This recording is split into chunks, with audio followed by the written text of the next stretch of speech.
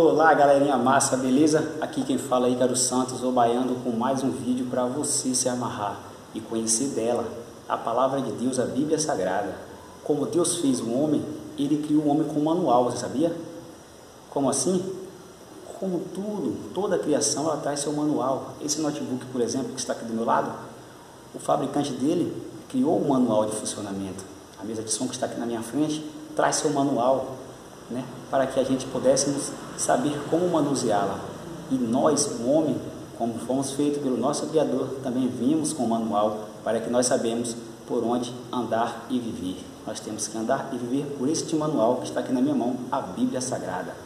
E hoje iremos falar dela, iremos hoje aprender mais uma vez sobre o dom de línguas. Você pode falar assim, olha, mas você já falou disso em outro vídeo.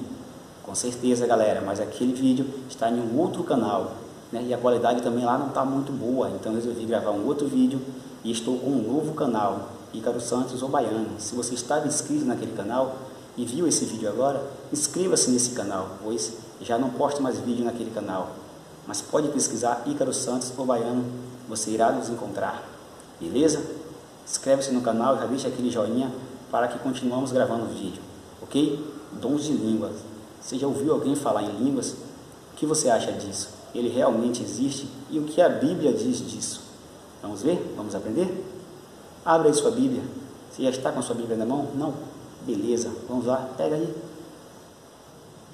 Ou até a Bíblia mesmo do seu próprio celular, smartphone, né? Todo smartphone, hoje a gente tem uma Bíblia Sagrada nele. Então abra aí sua Bíblia aí, na primeira carta de Paulo aos Coríntios, ou seja, 1 Coríntios, capítulo 14, no versículo 2. Esse é um verso bem usado, né? Quando se vai falar em línguas. Um verso que a maioria dos irmãos usam, e nós iremos começar com ele. Capítulo 14, versículo 2, primeira carta de Paulo aos Coríntios, que diz: pois quem fala em outra língua, não fala o homem, senão a Deus, visto que ninguém entende o que se diz, e em espírito fala mistério.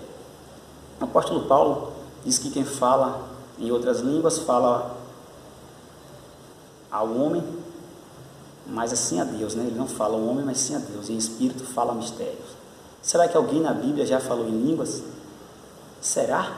Vamos ver? Me lembro de um momento, e a gente vai dar uma passeada na Bíblia, volte só um pouquinho, vá lá no livro de Atos dos Apóstolos, para que a gente entenda melhor sobre isso. Lembre-se que a Bíblia sempre deve ser estudada sobre pouco aqui, pouco ali, falando do mesmo assunto, né? Para que a gente tenha o máximo de informações possíveis e não tomar nenhuma decisão precipitada, beleza? Atos dos Apóstolos, capítulo 2. Já estava marcada aqui a minha Bíblia, mas você pode procurar Atos dos Apóstolos, versículo 2, eu vou começar a partir do verso 1, que diz assim, ó: ao cumprir-se o dia de Pentecostes, estavam todos reunidos no mesmo lugar. Todos quem? Os discípulos, né? De repente veio do céu um som como um vento impetuoso e encheu toda a casa onde estavam assentados. E apareceram distribuindo entre eles línguas como de fogo, e passou uma sobre cada um deles. Todos ficaram cheios do Espírito Santo e falaram em outras línguas conforme o Espírito lhe concedia. Ponto. Veja que os discípulos estavam ali reunidos na festa de Pentecostes, né? Milhares de pessoas estavam naquela festa, era a maior festa da época, gente de todos os lugares, a gente vai ver mais à frente. E o Espírito Santo desceu sobre eles e distribuiu línguas, né? Línguas, aqui já diz que eles passaram a falar em outras línguas. Veja só o primeiro ponto, em outras línguas, não línguas estranhas, sim, outras línguas. Segue o texto, verso 5 diz: ora, estavam habitando em Jerusalém judeus, homens piedosos, e vindo de todas as nações debaixo do céu. Quando, pois, se fez ouvir aquela voz, influiu a multidão, que se possuiu de perceptibilidade, porquanto cada um os ouvia falar em sua própria língua materna. Veja que aqui já temos um ponto extraordinário para que entendamos. Ou seja, em Pentecoste, ninguém falou em língua estranha, beleza? O Espírito Santo desceu sobre os discípulos, eles receberam, né, dom de línguas e passaram a falar a Bíblia diz, em outras línguas. E aqui diz que ali as pessoas ficaram, né, assustadas, como aqueles discípulos ali, que até então não tinha estudos, né, não tinha nada, e começaram a falar em outras línguas conforme o Espírito lhe concedia. E as pessoas que estavam ali entendiam cada um como? Na sua própria língua materna. Ou seja, quando eles falaram, as pessoas entenderam. Segue o texto. Verso 7. Estavam, pois, atônitos e se admiravam, dizendo: vede, não sou porventura galileus todos esses aí? Estão falando? E como os ouvimos falar, cada um em nossa própria língua materna? Outra observação que eu acabei de dizer. Todos o entenderam, ficaram até assustados como eles conseguiam falar em outras línguas, em línguas maternas, e não entenderam nada, mas os discípulos estavam falando em outras línguas. Segue o ponto, no verso 9. Aqui ele vai se referir às pessoas que estavam ali naquela festa, né? São os pardos, médios, elemitas e os naturais da Mesopotâmia, Judéia, Capadócia, Ponto e Ásia. Verso 10. Da Frígia, da Península, do Egito e das regiões da Líbia, nas imediações da Cirené e romanos que residem, tanto judeus como proselitos, cretenses e árabes. Como os ouvimos falar em nossa própria língua a grandeza de Deus. Todos atônitos e perplexos, interpelavam uns aos outros, que quer isso dizer? Outros, porém, zombando, diziam: estão embriagados. Veja que aqui pessoas de diversas nacionalidades, como eu disse, estavam ali e não entenderam como os discípulos, pessoas simples, conseguiam falar em seus idiomas maternos. E eles estavam entendendo, diziam: como que esses conseguem pregar a grandeza de Deus na nossa própria língua? Como que eles sabem falar esse idioma? Era como se eu chegasse, eu, por exemplo, não sei falar inglês, né? Chegasse e começasse a pregar na Inglaterra em inglês, sem nunca ter estudado inglês. Foi mais ou menos isso que aconteceu, né? Os discípulos falaram falar em outras línguas.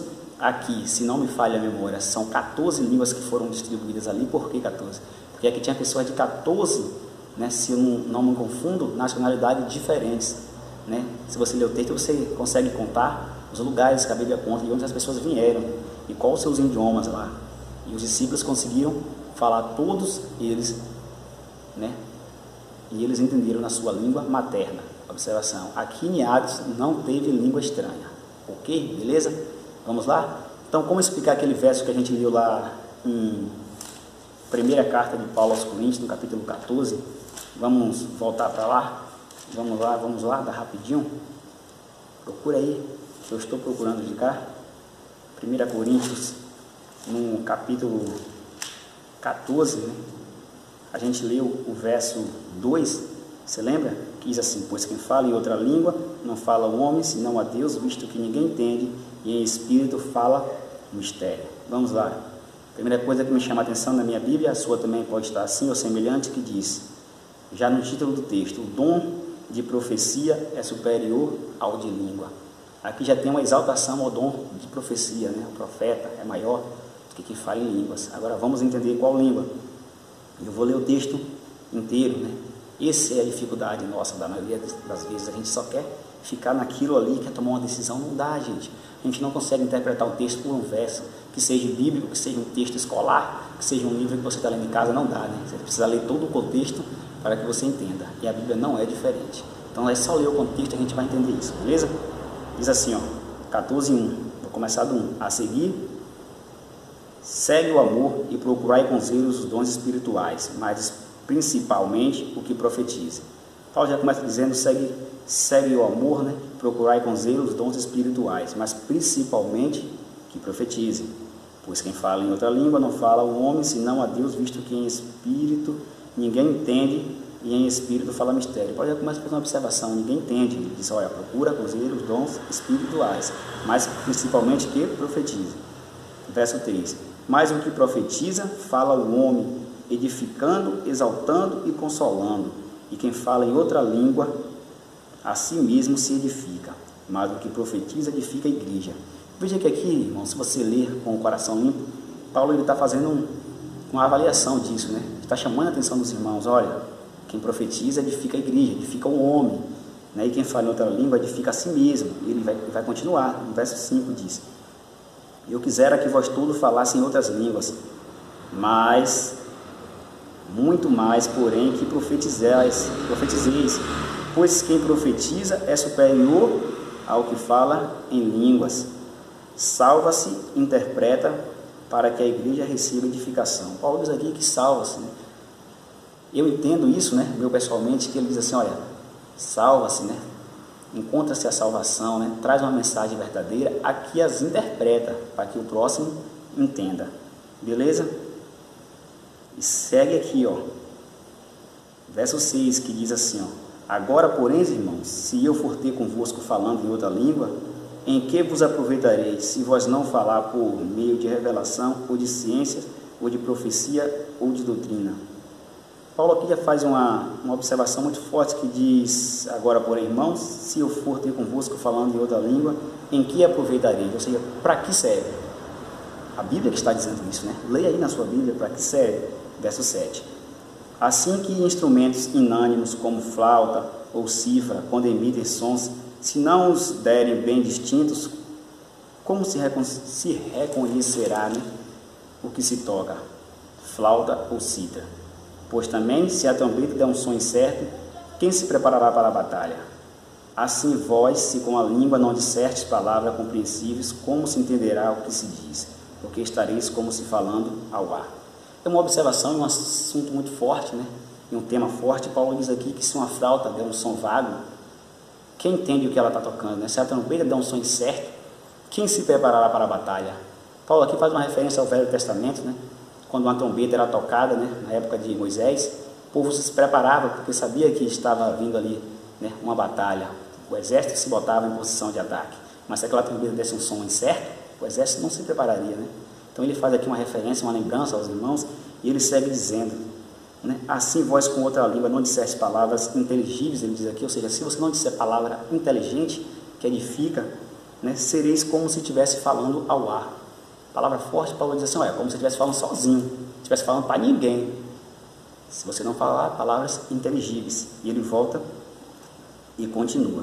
Verso 10, e ele continua dizendo assim, ó, sem dúvida, muitos tipos de vozes há no mundo, nenhum segue, contudo, sem sentido. Se eu, pois, ignorar o significado da voz, serei estrangeiro para aquele que fala, e ele é estrangeiro para mim. Assim também vós, visto que desejais dons espirituais, procurais progredir para a edificação da igreja.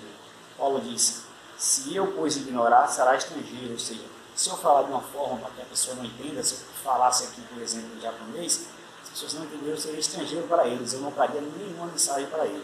Ele diz aqui, ó, assim também vós, visto que desejais dons espirituais, procurai progredir para edificar a igreja. Seus irmãos procuram dons espirituais, procuram dons que venham fazer com que a igreja cresça, né? Que a mensagem do Evangelho seja levada de maneira clara, o que Deus quer para cada um. Seguimento. Verso 13 diz, pelo que fala em outra língua, deve orar para que possa interpretá-la. Porque se eu orar em outra língua, o meu espírito ora de fato, mas a minha mente fica infrutífera.